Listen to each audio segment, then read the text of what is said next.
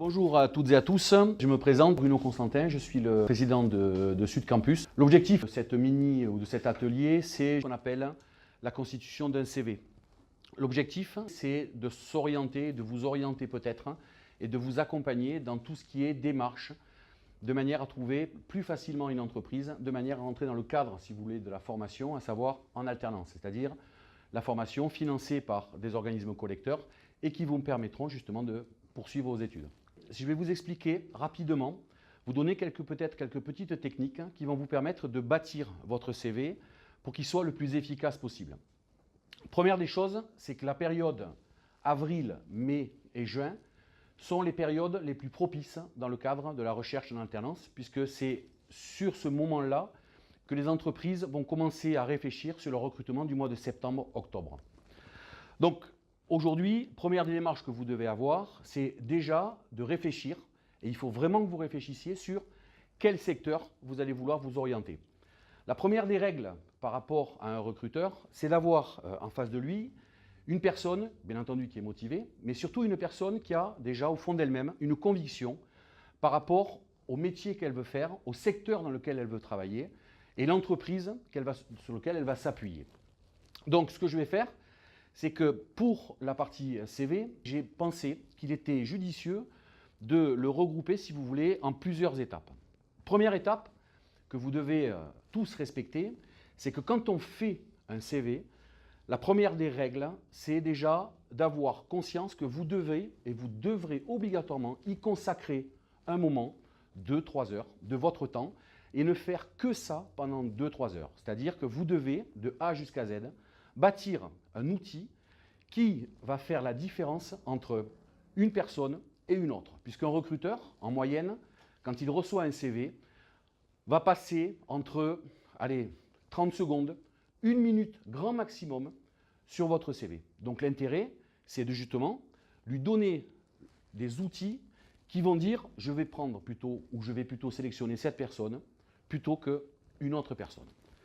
Donc, première règle concernant un CV.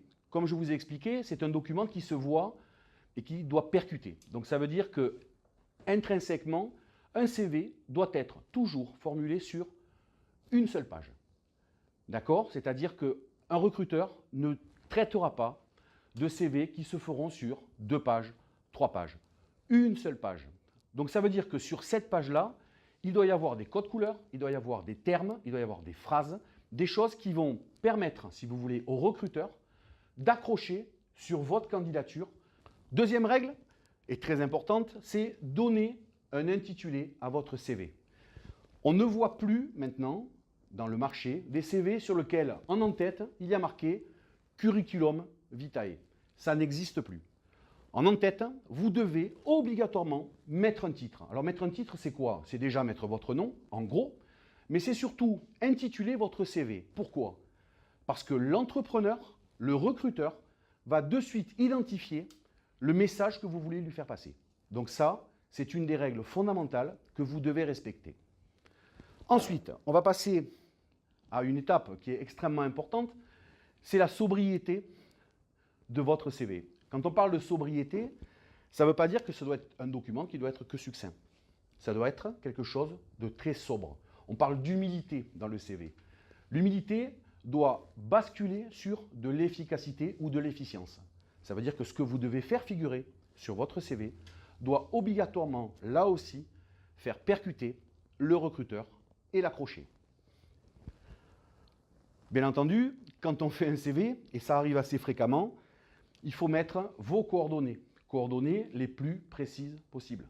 N'oubliez pas que le CV, c'est le document qui va vous permettre en fait, de rentrer en contact ultérieurement avec votre recruteur. Donc quand je parle de vos coordonnées, c'est votre nom, bien entendu, votre prénom, votre adresse, votre numéro de téléphone et surtout, puisque maintenant c'est extrêmement utilisé, votre correspondance par email. D'accord? Alors ça, c'est des choses, si vous voulez, qui sont souvent éludées ou alors elles ne sont pas suffisamment visibles, puisqu'en fait, l'intérêt, c'est qu'une fois que le recruteur mémorise votre nom, qu'il mémorise le titre que vous avez donné, il va basculer directement sur vos coordonnées. Pourquoi? Tout simplement, c'est que si un poste est dans une ville, et que vous postulez, vous, et que vous habitez à 200 km, il va falloir que ça s'explique et ça pourra peut-être justement susciter des interrogations de la part du recruteur. Ensuite, une fois que, et ça c'est quelque chose justement sur lequel il faut véritablement s'attacher, c'est la photo. Alors la photo n'est pas obligatoire. Elle n'est pas obligatoire à faire figurer sur un CV. Par contre, si vous faites votre CV de manière extrêmement professionnelle, qui dit professionnel dit une photo faite par un professionnel. Ne mettez pas sur un CV des photos de vacances sur lesquelles vous avez été pris, par exemple sur la plage, sur lesquelles vous êtes bien bronzé. Non, des photos professionnelles. Quand on parle de photos professionnelles, ce ne sont pas des photos, la plupart du temps, qui sont prises avec tout le corps. C'est une photo qui doit vous caractériser, vous représenter. Puisqu'en fait, il faut vraiment que vous ayez à l'esprit une chose, c'est que le CV ne doit être uniquement que l'expression de ce que vous êtes, de ce que vous pouvez faire et surtout de ce que vous êtes capable de faire et enfin de ce que vous pouvez apporter à une entreprise. Et ça, c'est fondamental. C'est-à-dire que vous devez obligatoirement faire ressentir au recruteur la valeur ajoutée que vous êtes capable d'amener à l'entreprise. À partir de là, bien entendu, vous allez expliquer, valoriser vos expériences professionnelles. La plupart, vous êtes étudiants, bien entendu, mais n'hésitez pas. Certains, peut-être, font partie d'associations, peut-être sont coachs dans certains clubs, peut-être vous avez des implications caritatives dans certains secteurs. Mettez vos expériences et expériences professionnelles. Faites-le. N'hésitez pas. La plupart du temps, vous êtes issus de cursus sur lesquels vous avez effectué des stages. Mettez les stages que vous avez faits. Et surtout, mettre le stage, c'est une chose. Par contre, mettez ce que vous avez fait. C'est extrêmement important. C'est-à-dire que c'est bien de mettre le stage. Par contre, il faut remplir le contenu du stage. Et enfin, vos formations. Quand on parle de formation, c'est ce que vous avez comme bagage scolaire, ce que vous avez fait comme formation, de manière, là aussi, à renforcer l'intitulé de votre demande auprès du recruteur. L'ensemble de ces éléments, vous allez me dire, bon, ben, on peut les coucher sur un papier et ça s'arrête là. Non, on fait ce qu'on appelle 2 tests. Le premier test, on le remplit soi-même et on le présente. On le présente à son entourage. On le présente à des gens. Et à partir de là, on bâtit un autre CV qui, lui, par contre, va devenir de plus en plus précis et de plus en plus percutant. Et c'est ça qu'il faut avoir à l'esprit. L'objectif, c'est que vous avez très peu de temps, au travers d'un document, pour sensibiliser et accrocher le recruteur. Voilà, ça, ce sont les grands thèmes, si vous voulez, pour la constitution d'un CV, des thèmes sur lesquels il ne faut jamais passer à côté, parce que le CV, c'est véritablement l'outil pour le recrutement. Ce n'est pas simplement qu'un document formel, c'est un outil pour la conquête de nouveaux emplois. Je suis ouvert à vos questions, et après, à partir de là, on pourra échanger. Je vous montrerai certains CV, puisqu'en fait, les formalismes de CV sont propres à chaque personne. Il existe des codes couleurs. En conclusion, je dirais simplement une chose. Il n'existe pas un seul CV. Et ça, il faut vraiment l'avoir à l'esprit. On n'a pas un CV pour l'ensemble des demandes qu'on veut faire. On doit faire un CV pour chaque cible que l'on veut atteindre.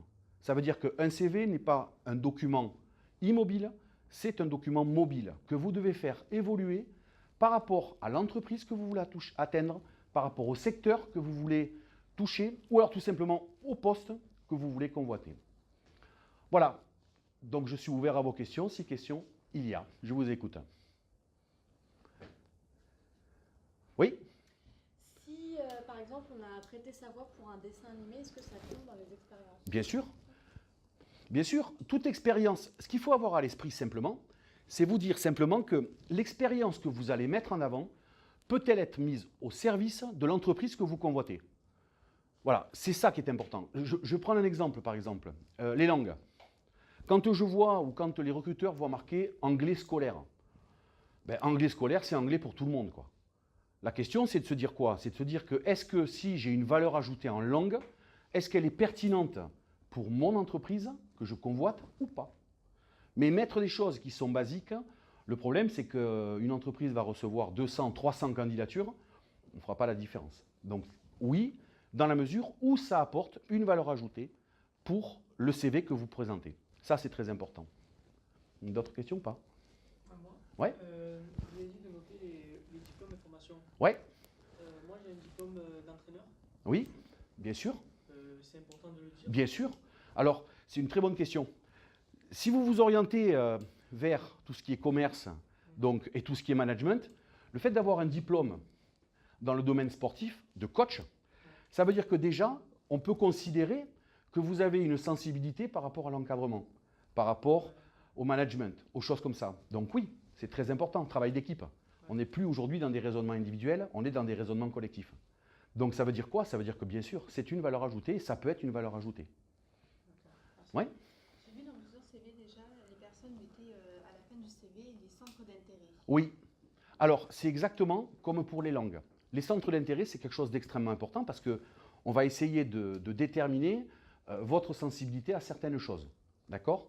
Mais la question qu'il faut toujours se poser, c'est se poser la question du recruteur. Est-ce que les centres d'intérêt que je mets peuvent être pertinents et intéressants pour le recruteur dans le cadre du poste qu'il propose?